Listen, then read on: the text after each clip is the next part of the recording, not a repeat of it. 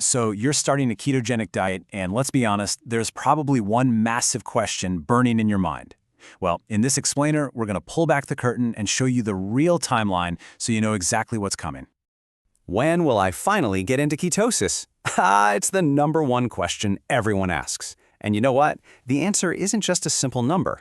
But don't you worry, because we are about to give you a crystal clear phase-by-phase roadmap of everything that's happening in your body.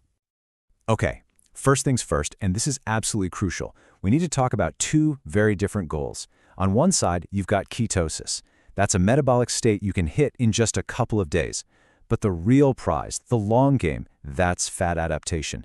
That's when your body becomes a super efficient fat-burning machine, and that, my friends, takes a bit longer. We're talking weeks.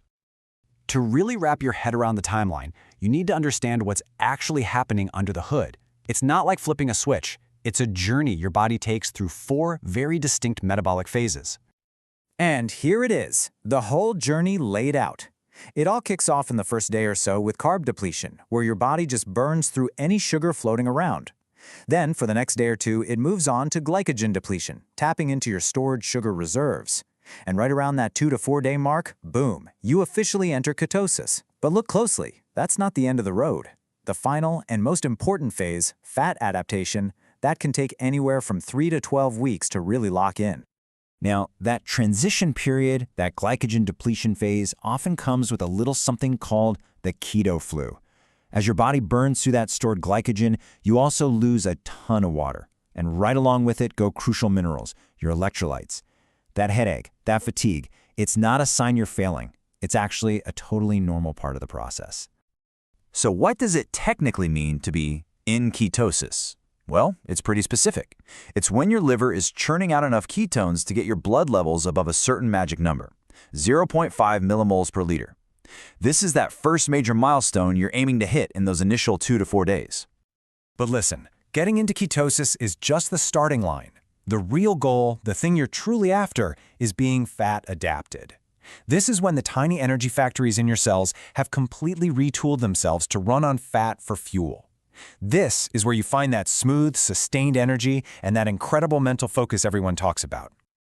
Of course, not everyone's body follows the exact same schedule. We're all different, right?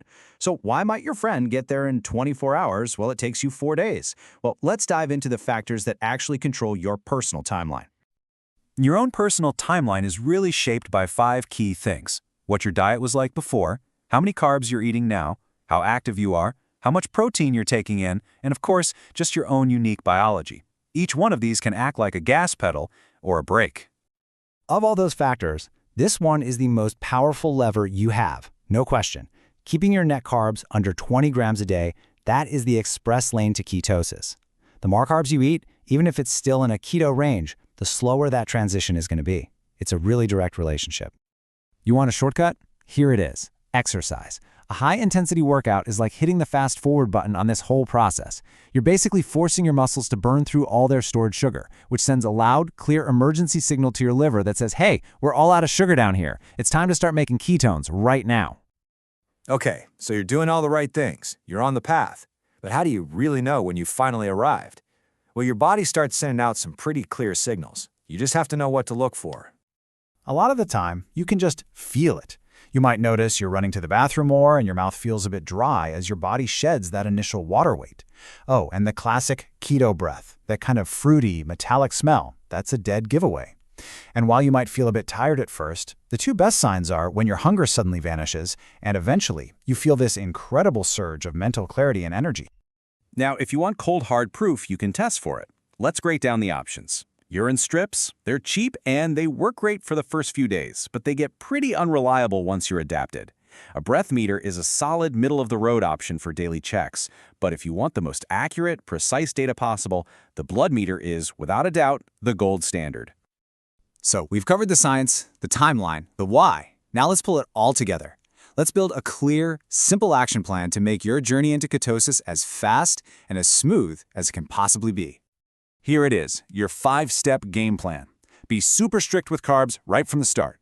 Manage your electrolytes, sodium, potassium, magnesium to dodge that keto flu. Use exercise to burn through your sugar stores faster. And this is key, eat enough healthy fat, but don't go crazy on the protein. And maybe the most important step of all, be patient and stay consistent.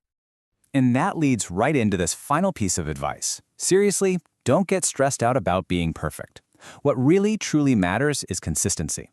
You have to remember, your body is relearning a fundamental skill, how to run on fat, that it probably hasn't used in a very long time. You just have to trust the process. So as we wrap this up, I want to leave you with this one last thought to chew on. The question really isn't just about how fast you can get into ketosis. The real question you should be asking yourself is, what's my goal here?